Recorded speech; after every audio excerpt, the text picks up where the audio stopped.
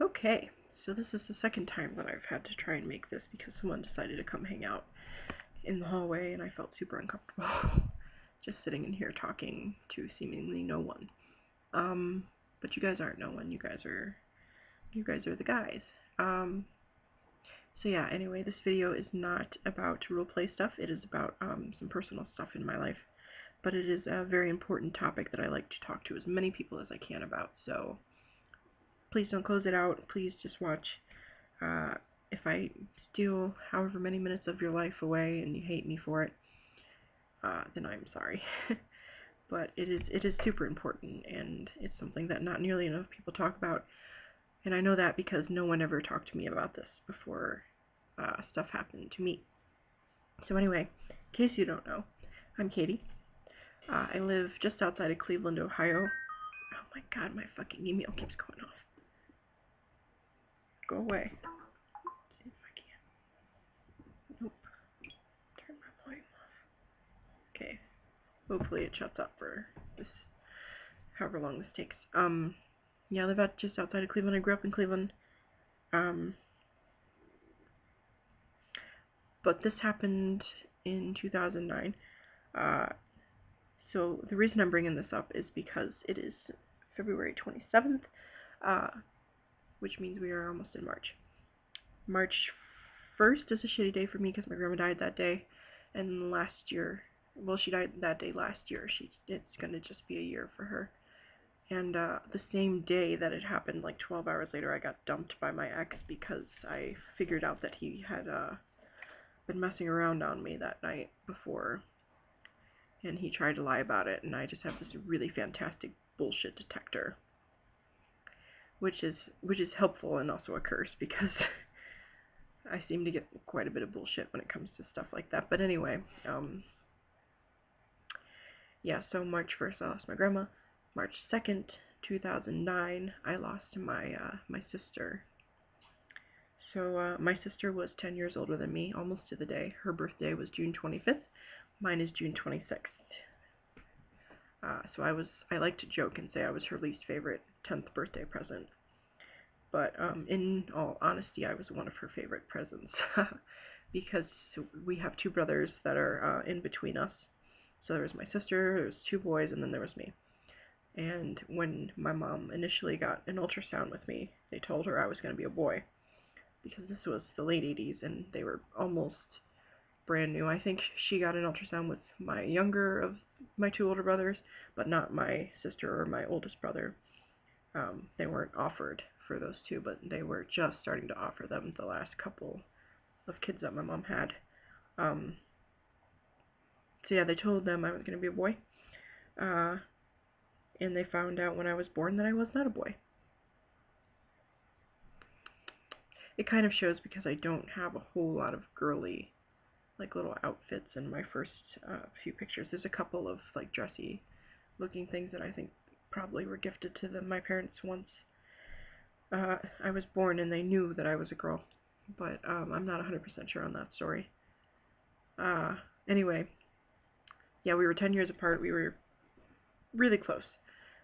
We were closer than I am with either of my brothers, and I've gotten a lot closer with my oldest brother in the last few years since she died.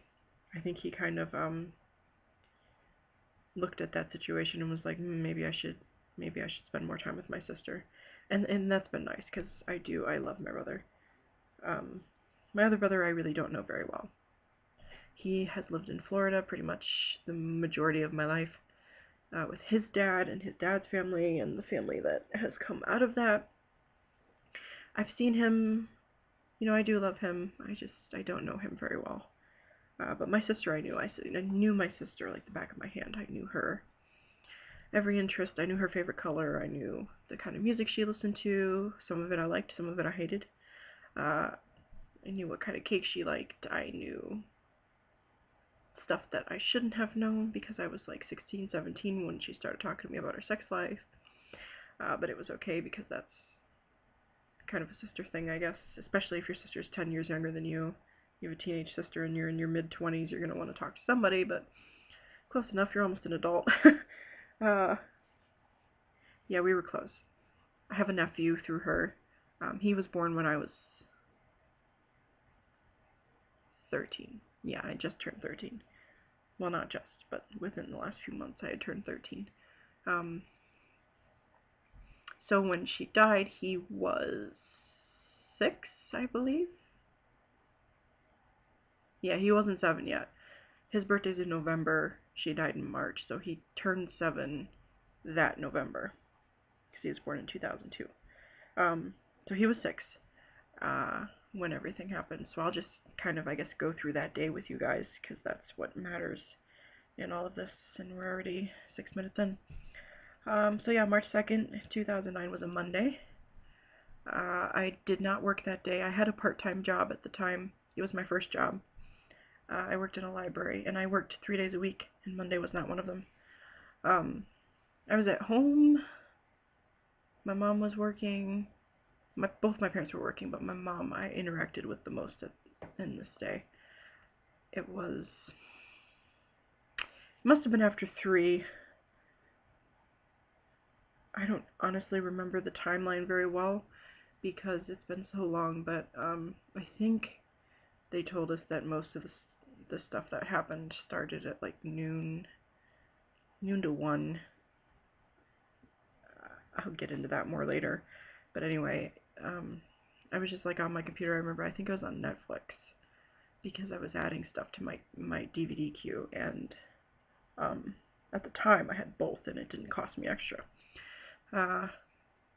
Yeah, anyway, my phone rang.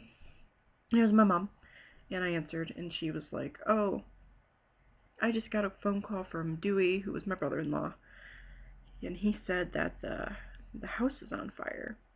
I was like, "Whoa, okay, wow." And she was like, "Yeah, I don't really know anything, but I left work. Dewey said that he can't get a hold of Amanda, so we're trying to find out where she is. She's not answering her phone, and we're trying to figure out if she's at the hospital, if she got hurt, if she just left her phone, if she's okay." I was like, "Okay." And she said, "So I want you to call like the area hospitals because I'm driving that way, and we're gonna figure out where she is."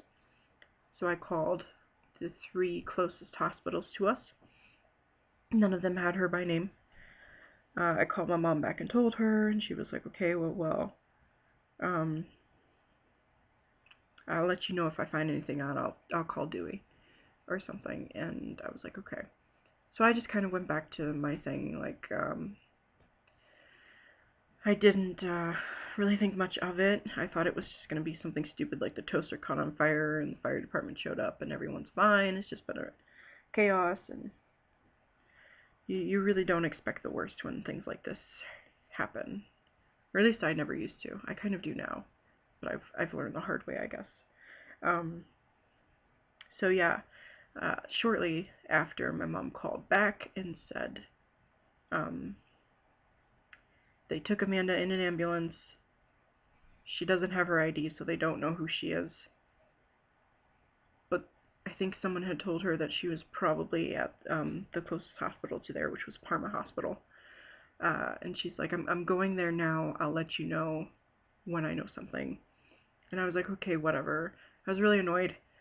My sister had been in the hospital twice that year already because she caught like pneumonia really bad. I think it was pneumonia. Something. She had a really bad, maybe it was just a chest infection. But she got really sick at one point, and before that she had like a really bad infection from a tooth. And all of this was super like worrisome for the family because she was pregnant at that time. So I thought, okay, well, it's not going to be any big deal. Maybe she'll have a little bit of burning, but I figured, like, you touch something hot and your skin's a little red. I figured nothing worse than that, hopefully. It's like, okay, well, let me know. And it was probably an hour before I heard back from her again. So she called, and I picked up the phone, and I remember just her voice was just shock and horror. It was like terror. Like, you can't imagine that sound. I can't describe that sound, really. She was like, Katie, and I was like, what? And she goes, Mandy died, and, sorry. I'll never forget that. I'll never forget those words coming out of her mouth, and I remember I didn't react like this. I didn't get, like, choked up or sad. I remember just, it was shock.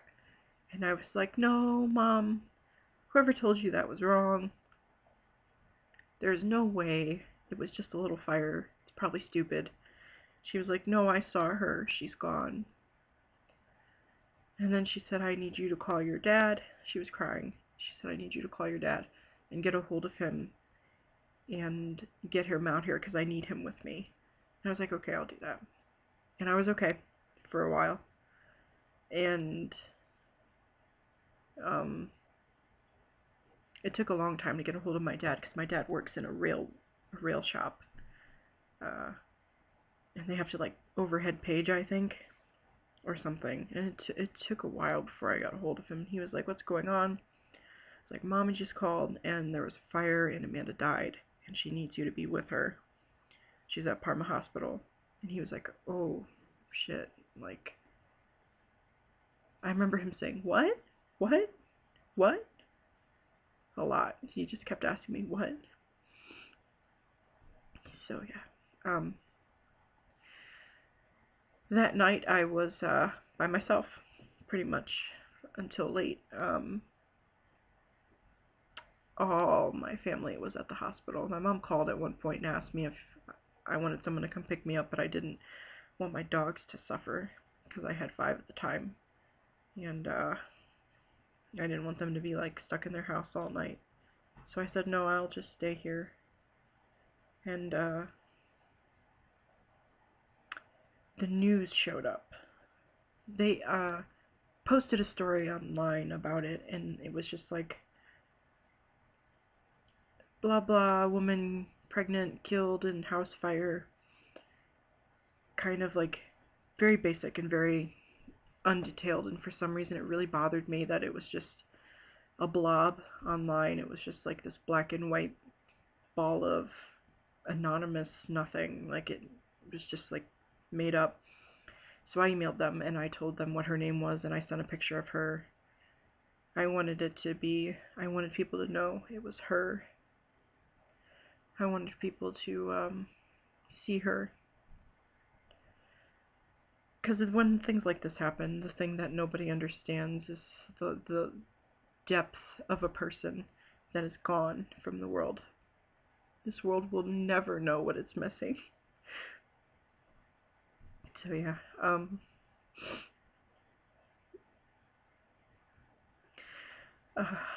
the news showed up a few hours later, and they did like a little story with me. And I, at that point, had talked to my best friends on my phone, and I had cried, finally. It took me a while to cry, and then I finally really cried. And then, they showed up, and I was able to hold it together. They asked me a bunch of stuff that I didn't know the answers to yet, and my aunt had been staying with my sister, and she was in the house during the fire, and she jumped out a window and broke pretty much every bone in her body. And they kept asking me why my sister didn't jump out the window, and I just remember just saying, like, well, she was pregnant, she was having a baby, and I don't think that she would have wanted to risk killing her baby just to save her own skin. Like, it sounds like, you know, logically you think, well, who cares, you can have another baby, but, you know, that was her baby. That baby was alive. That baby was inside of her for months, and she wouldn't have intentionally done anything to kill that baby. But, yeah, the next day there was just more stuff with the news. They kept calling me. As I got details, I gave them a little bit more just to keep the story up to date. I don't think it was the next day, but it might have been that day, or the day after. We got the coroner's report, and the biggest part of that was finding out if she was conscious when she died, which she wasn't. They believe that she fell unconscious and died from smoke inhalation. But there was evidence that she had been moving around a lot because her feet were pretty badly burnt. And they told us that her baby was a girl, which we didn't know yet. She was going to get an ultrasound that week. I think the day of the autopsy, she was supposed to get her ultrasound, so it was really ironic. Or no, not that day. The next day, when we had the candlelight vigil, she was supposed to get the ultrasound. So yeah, after the autopsy, we had a vigil in her yard of the house.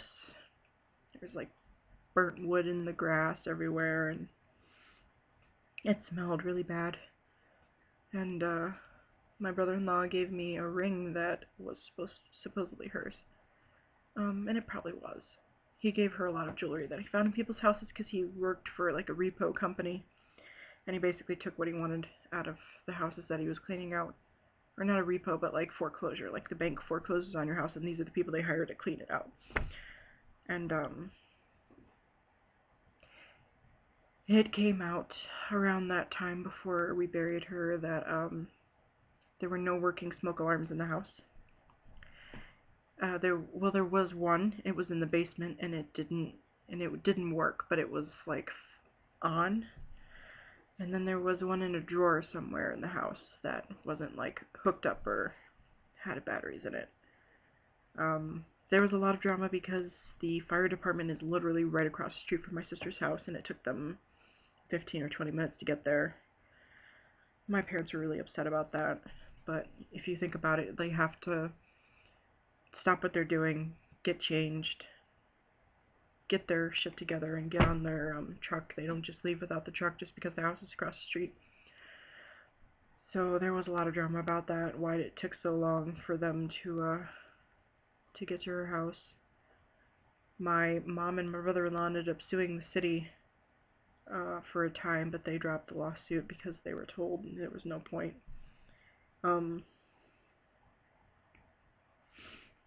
Yeah. So, yeah, we buried her at the end of the week.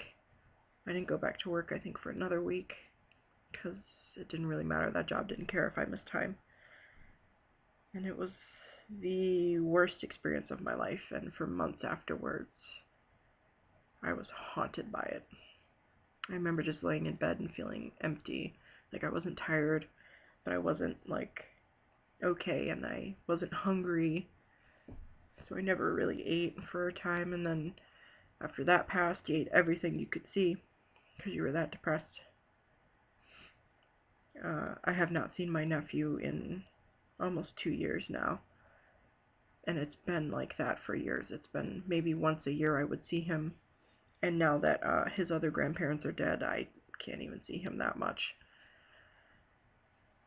Because we're not on good terms with my brother-in-law. There was a lot of suspicion around him. Apparently people were saying that he used to joke about, it's a good thing the fire department's right across the street, because if he wanted the insurance money, it would be really easy to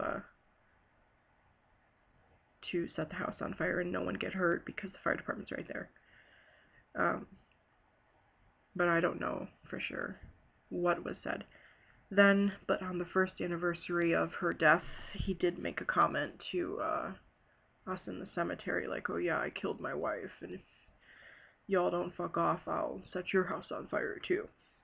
I think he was just being an asshole, but who knows, like, who can say? Yeah. It has completely changed my mom. It has completely changed my dad. It has completely changed my family. There are still days when I expect to run into her in the grocery store. Like, I never ran into her in the grocery store when we were adults, but sometimes I just feel like she's been gone so long that she's just gonna pop up again. So yeah, this will be 7 years. It doesn't really get any easier, but it does hurt a little bit less, which sounds a little bit callous, but It does. It doesn't hurt like it used to. It used to hurt. It used to be awful. And it's one of those things, it's one of those life experiences that not everybody has, and it makes you to look at life totally differently. Like, I have so many friends that have sisters, and I'll just be hanging out, and they'll be getting into, like, little snitty fights with their sisters, and I'll just be like, y'all should really just love each other, because it would suck if something happened. Trust me, it sucks when something happens. And then people look at you like, oh my god, you're such a party pooper, why do you have to bring things up? But you can't help it. You can't control yourself. It's real and it's raw and it's hard and yeah. So, moral of the story, because there is a very big moral of the story. I need for you guys to do me a favor. Make sure no matter where you're living, whether it's a trailer or an apartment or a condo or a house, make sure there is a working smoke detector on every floor in the house that you live in. They say it should be like one on the main floor and one on every floor with bedrooms. So if you have bedrooms in your basement, make sure you have one down there. They save lives. If one had gone off for my sister, she probably would have made it out of that house and been okay. The biggest reason that she died was because she was sleeping, she was taking a nap, it was the middle of the day, there was nothing to tell her that anything was wrong, and by the time she woke up, the fire had grown to such an extent that when she did try to run downstairs, the fire had blocked the stairs from either exit that she could have gotten out of. There was the front door, and then there was a door by the kitchen. There were actually two doors out by the kitchen side that she could have got out if the fire wasn't blocking her. And, when you're in a moment like that, you're either going to run through that fire and risk that and possibly fall through the floor if it's eaten through it enough. Or you're going to turn back and go back upstairs like she did and try and figure something else out. In her case, she went into her room, she crawled under her mattress, and she probably hoped that she would be able to breathe under there until someone found her. But no one did for a while. I don't know how long it was between when she was running around trying to get out to when the fire people did show up. I have no idea. No one knows. My aunt really doesn't remember things very well. It was a very traumatic thing, and your brain just kind of goes into self-preservation when things like that happen. My parents for a time didn't want to believe that she ever woke up and tried to get out of the house, but there is evidence that she did.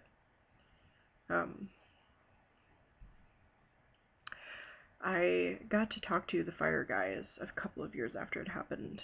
I think the guy that was there was one from the marshal's office, I think, the state marshal, and there was one from the office that the Parma Heights police, or not police, but fire department that was there. And I asked him, I remember asking him, I was like, was she gone before she was even in the ambulance, or did she die in the ambulance or at the hospital? Because we never really got a straight answer about that, and he told me she was gone before she even was in the ambulance. So I hope it didn't take a long time. I hope she didn't suffer too much, but I can't sit here and say I know what happened, because I don't. I have no idea. But yeah, that is my sad story. Please make sure you have alarms. If you cannot afford one, if you are broke, go to the nearest fire station. Tell them. At least here in Ohio, I don't know if this is true everywhere, but at least here, if you go to the fire station and tell them you can't afford a smoke detector, they will give you one. Your particular fire station may not have any or whatever, but they may be able to tell you where you can get one, and it is very, very important that you do. Please, please, please, please don't take your batteries out of your smoke detector because it goes off when you cook. Just get a broom, blow it away, open a window. Please don't take the batteries out for any reason. If the thing's malfunctioning and just going off at random, then just take it back, get a new one. Please don't take your batteries out, because you never know when you're going to need that damn thing. We don't even know what set that fire. We don't know how it started. We don't know if someone started it or if it just started somehow. We have no idea, and we will never have answers to that. They could not find anything in all of the evidence they took out of that house to tell them what started that fire. It's kind of hard to prevent a fire you don't know how it started. So, don't leave candles unattended. Don't dispose of cigarettes the wrong way. Don't use electric heaters and not be around them. Don't use kerosene heaters especially and leave them unattended. Don't use fire in any way that you shouldn't. Be very careful, be very cautious, be very conscious about conscious about what you're doing around things that could catch fire or could cause fire. You would not believe how fast a tiny fire will become a huge one. You will not believe how fast that happens. So yeah, that is my video. 26 minutes in. I got my point out. I really, really, really do beg you guys to heed my warning here. It sounds like a bunch of crap that they make up for the school assemblies that you had to go to when you were a kid and the fire department showed up to talk to you. It sounds like a made-for-TV movie, but it is my life. It happened to me. And it happens to people every day. And nobody ever thinks it's going to be them. You don't ever think it's going to be your sister, or your mom, or your dad, or your brother, or your pet. My sister lost 3 dogs in that house. And one of them had recently come to live with her. She had only had the 2, and one of them was my brother-in-law's ex's dog that she got rid of for whatever reason, and they took it in, and it died shortly after coming to that house. So, I guess that's it. I won't hold you guys here too much longer. I adore you. Thank you for watching this if you did. Please share it. Please, please, please reblog this post. Please share it on Facebook, on Twitter, whatever you use. Please get the awareness out there. March 2nd is a day that will haunt me, and it normally wouldn't have. Like, who cares about March 2nd? But I do. I care very much about it. And I don't want this to happen to anybody that I know, because it is the worst pain you can possibly live with. So, be kind to one another, be careful, be safe. I love you all. Deuces.